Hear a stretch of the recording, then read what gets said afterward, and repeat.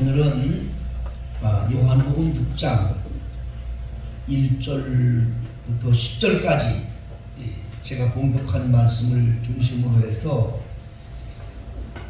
계획하시는 하나님, 이런 제목으로 같이 은혜를 나눈 시간을 갖도록 하겠습니다. 떡 5개와 물고기 2마리로 5,000명을 먹였는데, 이거는 장정만 5,000명입니다. 다른 복음에는 아이들과 여인을 뺀 인원이에요. 그러니까 실제 아이들과 어린이를 다 포함하면 인원이 한 수만 명 되는 겁니다. 그런데 예수께서 떡 5개와 물고기 2마리를 축복하시고 나눠주니까 5,000명이 그걸 배부르게 먹고 12바구니에 남았다. 그게 오늘 본문의 내용입니다.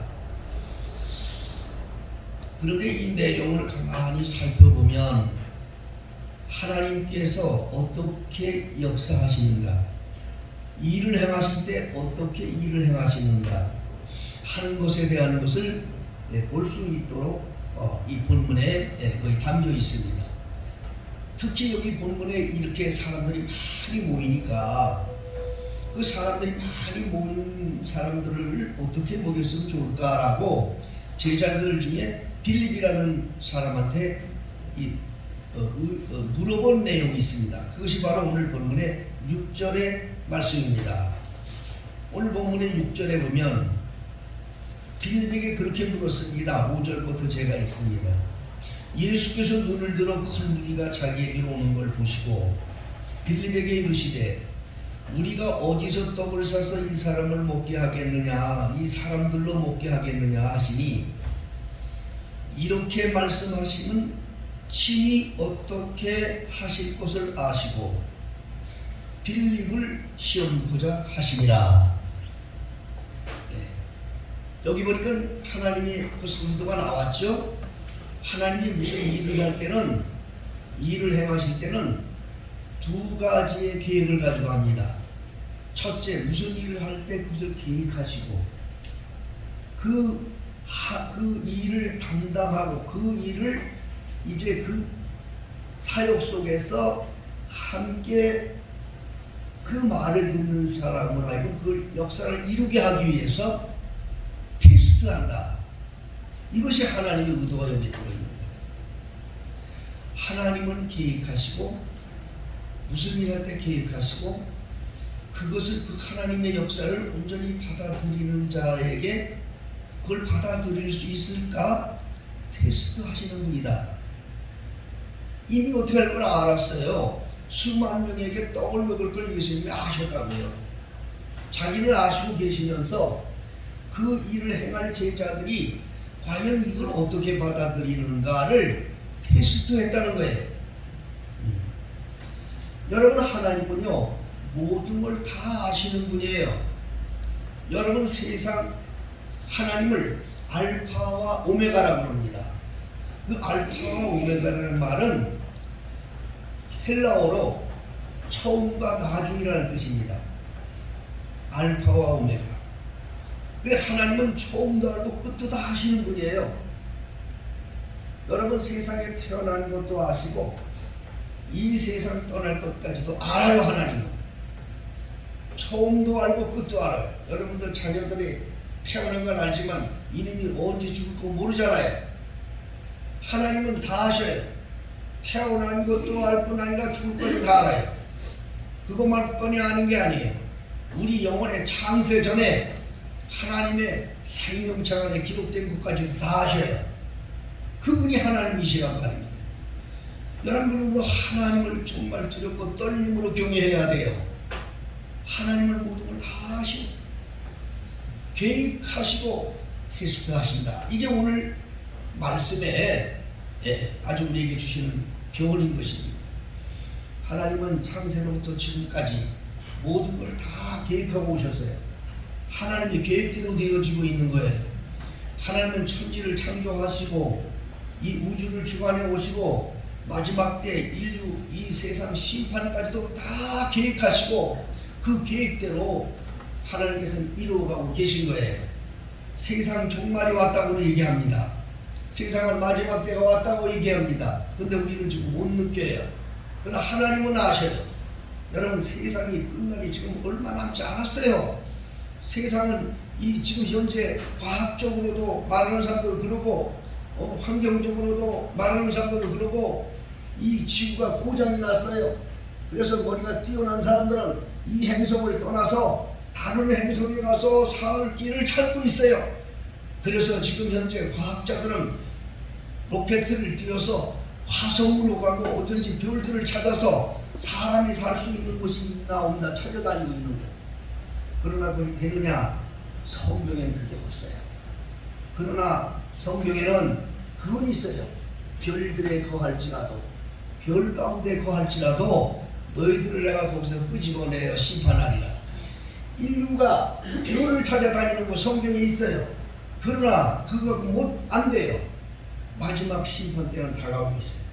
하나님은 처음이자 마지막을 주관하시는 분이기 때문에 저는 요즘에 목사님들을 만나거나 또한 또 영적으로 대화를 할 수 있는 분들을 만나면 저는 꼭 그렇게 얘기합니다. 하나님은 지금 현재 이 땅을 추수하고 계시다. 추수하고 계시다. 말세에 하나님이 하시는 일은 뭔가요? 추수하는 거예요. 자, 마태복음 3장을 한번 찾아보시겠습니다. 마태복음 3장.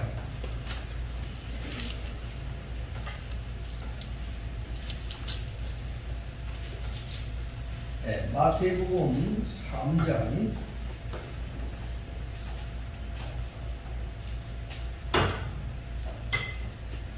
12절을 제가 읽겠습니다. 손에 키를 들고 자기의 타작마당을 정하게 하사 알곡은 모아 곡간에 들이고 죽정이는 꺼지지 않는 불에 태우시리라. 예, 이게 말세에 되어지는 말씀을 하신 거예요. 세례 요한이 예수님을 소개할 때 그분은 손에 키를 들고 자기의 타작마당을 정하게 하사 알곡은 모아 곡간에 들이고 죽정이는 꺼지지 않는 불에 태우시리라. 이 마지막 심판 때 세상을 심판하시는 심판자 예수 그리스도를 소개한 말씀입니다. 제가 조금 전에도 말씀 세상 종말에 왔다고 얘기했죠. 그건 못 느껴요. 근데 지금 마지막 때고 지구가 고장난 거 여러분들 느낍니까? 못 느낍니까? 느끼는 분도 느끼시지만 대부분 못 느껴요. 그런데 우리 연세쯤 되는 분들은 이 지구가 고장났다는 거 알아요. 과거 우리 저기 장로님 같은 우리 세대는요, 눈이 내리면요 눈을 뭉쳐서 먹었어요. 이 젊은 애들은 이해가 안 갈 거예요. 네. 눈이 쌓이면 눈을 뭉쳐 먹었다니까. 네. 그렇게 깨끗했단 말이에요. 눈이. 그걸 소개하는 거예요. 한 가지 예만 제가 드리는 거예요. 이렇게 이 무슨 황사 이런 거 이거 없었어요. 옛날에. 아주 쾌청했지요. 고드름이 달리면요, 지붕에 고드름이 달리면 그 고드름 뺏어서 먹었어요. 깨끗했습니다. 그런데 어느 사이에 이 지구가 이렇게 된지 몰라요. 이건 우리나라만 이렇게 된 게 아니에요. 만일 우리나라만 이렇게 됐다면 헛소리 하고 있는 건데 지구 전체가 지금 망가지고 있어요. 다큐멘터리 드라마를 여러분들이 미디어를 통해서도 이제 들으면서 그린피스라고 하는 이런 단체에서는 지구를 살리자 하는 줄 계속 들었을 거예요. 북극의 빙하들이 다 녹아떨어져. 빙하가 지금 2분의 1 얼마 남지 않았어. 빙하가 녹아내리니까 얼마 후면 섬나라들이 다 없어져. 자, 이 고장난 것, 하나님은 왜 이렇게 하시는지 아세요? 말씀을 준비하는 거예요. 그럼 말씀을 왜 준비하느냐? 알곡과 쭉정이를 고르시려고 그러는 거예요. 말세라는 것은 알곡과 쭉정이를 심판하는 거예요. 믿습니까? 제가 이 코로나 사태가 아주 갑자기 이제 이렇게 발발하면서 세계적으로 코로나 사태가 발발하고 한국에도 이제 뭐 거리두기 두고 뭐 예배 집회 뭐 인원 조정하고 막 그럴 때 처음으로 겪어본 일이었기 때문에 당황을 많이 했습니다. 교회들마다. 그러나 우리 교회는 제가 그 순간 하나님이 주시는 지혜를 따라서 해보지 않던 목회 회신을 다 돌렸습니다. 두려워하지 말아라. 이거 하나님이 하시는 일이다. 하나님의 목적을 이루려고 하시는 것이다. 계속 목회 서식을 드렸고 우리 교회 성도님들은 믿음으로 받아들였고 아주 견고하게 이루어져 왔어요. 우리 교회 집회에 대한 것은요, 우리 목사님들이나 혹은 집회한 이 교회 지금 하고 있는 그런 분들에게 우리 교회의 성도들의 이 정말 교회 출석과 이걸 들으면 깜짝 놀래요. 깜짝 놀래요. 그분들은 두 가지를 얼른 생각해요. 그들 생각으로. 응? 목사님이 잘 가르쳐서 그래. 그들 생각 그렇죠. 쥐들을 못 가르치는지 모르겠어요. 응? 그러나 여러분 그걸 아셔야 돼요. 이거는 하나님의 은혜입니다. 항상 제가 우리 성도님들 말씀드리죠. 여러분 이거 알곡과 쭉정이를 보래요. 지금 한국교회가 하나님이 목회를 하신다. 제가 지난주에도 말씀드렸어요. 지금 하나님이 목회를 하고 계셔요. 예? 모이고 싶어도 못 모여요. 예? 20%만 모이라고 그래요. 못 모여요 사람들이. 예? 법에 의해서 그걸 따르는 사람도 있지만 믿음이 없는 사람들은 안 나와요. 아예. 응? 그러니까 이게 하나님이 하시는 거예요. 왜 하시는지 아세요? 한국 교회가 내가 지난주도 말씀을 드렸는데 이건 잘못됐다 이 말이야. 기업화가 되면 안 되는 거야. 교회가 왜 기업화가 돼? 예? 지난주에 목사님들 노예 임원들을 만나서 제가 신방 중에 어떤 교우가 교회들이 기업이 됐다는 말을 얘가 하면서 나도 그 말을 들으면서 물었습니다. 목사님께 말씀드렸습니다. 교회들이 기업화가 됐다고 얘기를 하는데 교회들이 기업화가 됐다라고 그렇게 말하는 그 사람들이 잘못된 거냐? 아니면 그들로 하여금 그렇게 보일 수 있도록 잘못한 지도자들이 잘못했나? 누가 잘못했느냐? 그랬더니 목사님들이 그래도 기도하고 그래도 지성인들이니까 판단이 오잖아요. 그거는 지도자들이 잘못한 거다. 그렇게 보이도록 만든 지도자들이 잘못한 거지. 그러면 성경의 초대교회에 사람들이 초대교회를 기업화라고 얘기하는 거 있어요 성경에? 예? 사람들이 칭찬받고 사람들이 참 존경받는 교회였지 교회를 이렇게 판단했냐 이 말이야. 초대교회 때 우리는요 예수님께서 지금 한국교회를 초대교회로 돌아가게 하려고 하시는 거야. 왜 성경대로 가르치되 교회를 안 하냔 말이오. 성경에서 가르치는 교회대로 교회를 세워야 되잖아. 지도자들이 왜 기업화를 만드냐고. 응? 이제 앞으로는요 이게 코로나가 이제 사라져도 물론 교회들은 자기들 해본 템포가 있으니까 해와요. 응? 그러나 여러분 그걸 아셔야 돼요. 갈수록 더 인간의 방법을 씁니다. 인간의 방법을 써요. 갈수록 더 죄악으로 더 들어간다니까요. 대교회들이 해산되나 안 돼요. 어떤 목사님이 대교회 목사님이 흩어지는 교회를 하겠다고 발표한 것도 보고 좀 깜짝 놀랐었는데 뭔가 그분은 그렇게 보았다. 그러나 그것도 부족해. 아직도 부족해. 하나님의 교회를 예수님은 베드로에게 명할 때 153마리를 구긴 잡게 했다고요. 응? 여러분 그 교회관으로 볼 때는요, 절대 목회라는 건 목자가 양의 이름을 일일이 불러내는 이런 목자가 돼야 돼. 응? 양들을 돌아보는 게 그리스도의 종이지, 교회를 경영하는 건 그리스도의 종이 아니야. 그건 종교인이고 경영자야. 교회를 경영하는 경영자야. 왜 큰 교회들을 좋아하냐고 내가 얘기할 때, 응? 여러분 거짓 선지자를 따라가면, 거짓 선지자는 창세로부터 마땅히 지옥으로 가려고 준비된 것들이기 때문에 하나님의 심판을 받아요. 그런데 더 불행한 것은 뭣도 모르고 거짓 선지자들을 따라다녔던 영혼도 함께 지옥으로 간다는 걸 여러분 알아야 돼요. 정말 여러분 기억해야 됩니다. 그러나 이런 상황 속에서도 성경에서 가르쳐주고 예수님에게서 명한 대로 하는 교회들은 든든하게 앞으로 이 모든 걸 뚫고 나갑니다. 우리 베델 교회와 같은 곳입니다. 200명 이상 넘는 교회들은요, 어쩔 수가 없어요. 지난번에 목사님 얘기하니까 어쩔 수가 없대. 사람들이 많이 오니까 뭐를 둬야 되느냐? 부교육자들을 둬야 되잖아요. 부교육자. 기업이 시작되는 거예요. 제가 언제 기업이 뭐라는 걸 국어사전을 찾아봤다고 그랬죠?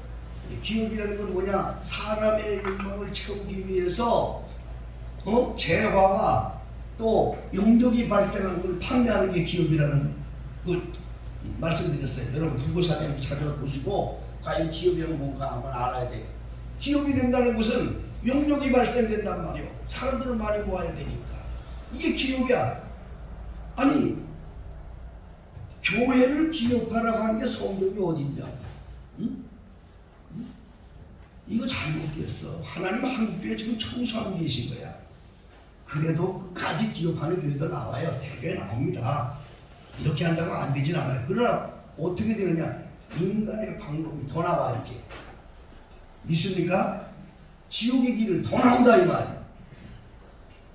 하나님께서는 마지막 심판을 준비하시는데 그 심판하시는 것이 뭐냐? 바로 알곡과 쭉정이를 고르기 위해서 환난을 주십니다.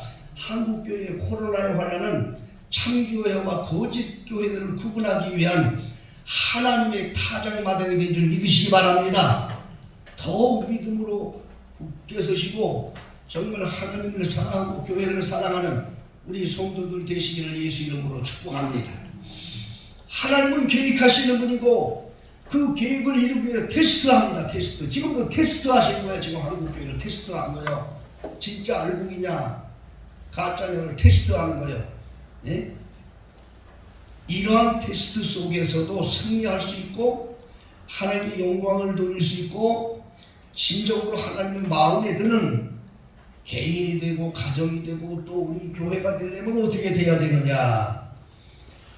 하나님 여기서 두 가지를 교훈 받아야 돼요. 첫째는 무슨 일이 있어도 하나님을 인정하고 어떤 일이 있어도 하나님을 인정하고 그 말씀을 따라 순종할 때 하나님의 역사와 하나님의 은총을 덧입는 그러한 교회가 되고 또 성도들이 되고 가정이 된다는 것을 잊지 마시기를 바랍니다.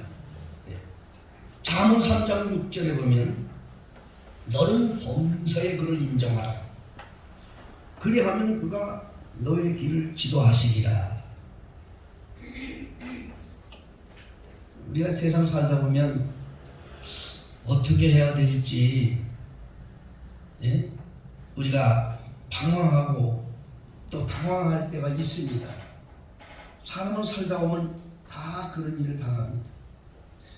그러나 그것을 인간의 생각을 갖고 하다 보면 점점 인간의 생각을 하면 점점 어둠에 빠질 수 있어요.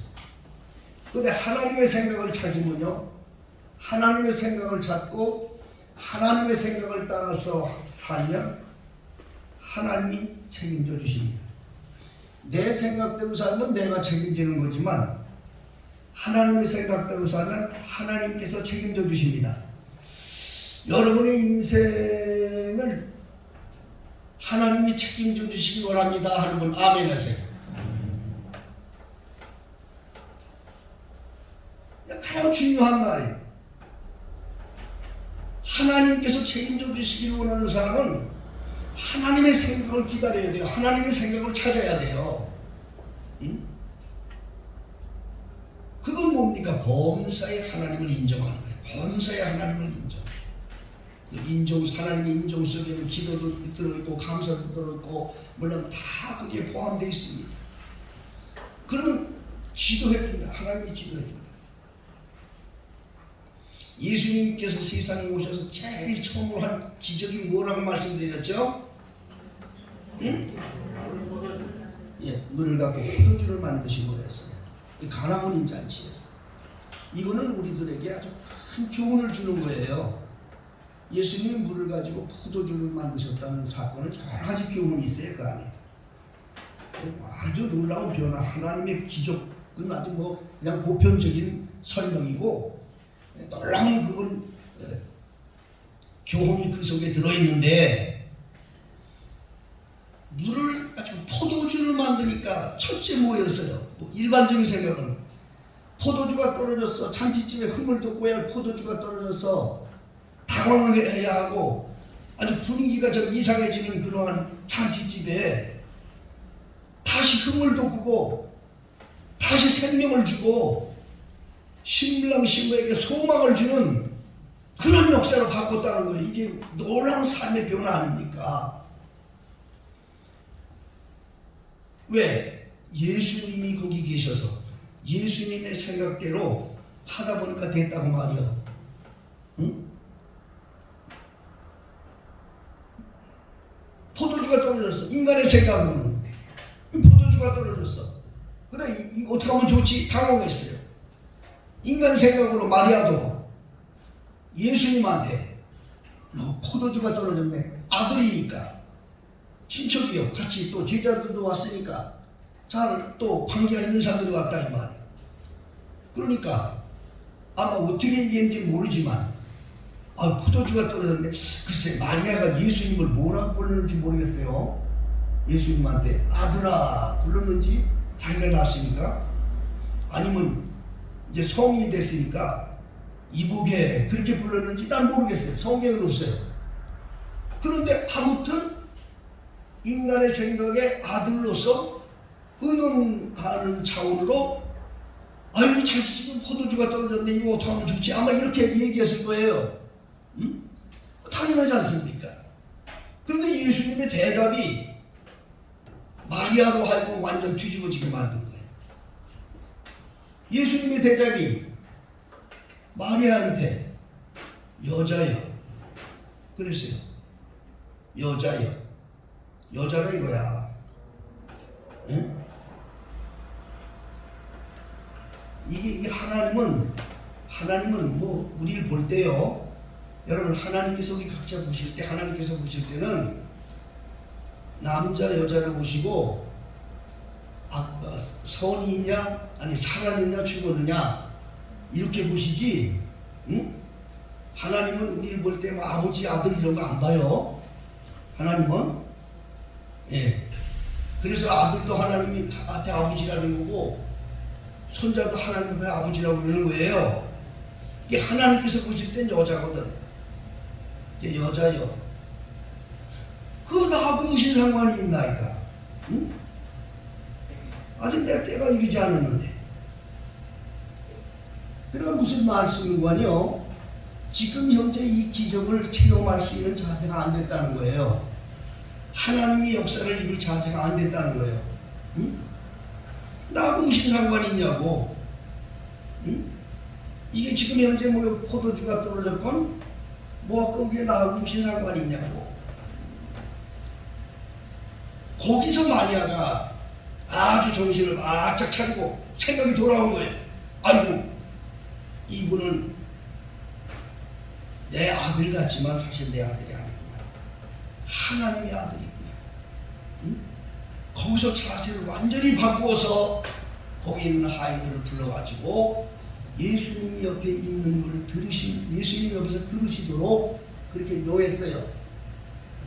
이분께서 무슨 말씀을 하는지, 죽으라면 죽고 살면 살고 무슨 말씀을 하는지 그대로 행하라.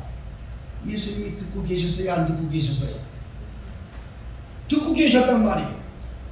이분께서 무슨 말씀을 하는지 그대로 행하라. 예수님이 그 말씀을 딱 들으시면서 비로소 하나님이 일하신 거예요. 하나님을 인정하고 하나님의 말씀을 기다리는구나. 이걸 보고 하나님이 일하신 거예요. 우리가 우리 환경 속에 많은 우리 함께 기도하지 않습니까? 그러나 여러분 그걸 아셔야 돼요. 내가 일부러 얘기하지 않아도 하나님 아셔요. 내가 일일이 고하지 않아도 하나님이 아셔요. 하나님은 우리를 테스트하고 계셔요. 그게 뭔지 아세요? 하나님의 말씀을 기다리는 걸 테스트하고 있어요. 하나님의 말씀을 기다리는 거예요. 지금 빌립에게 물었습니다. 이미 어떻게 큰 기적을 베풀 걸 알고 계셨어요. 빌립을 테스트했어요.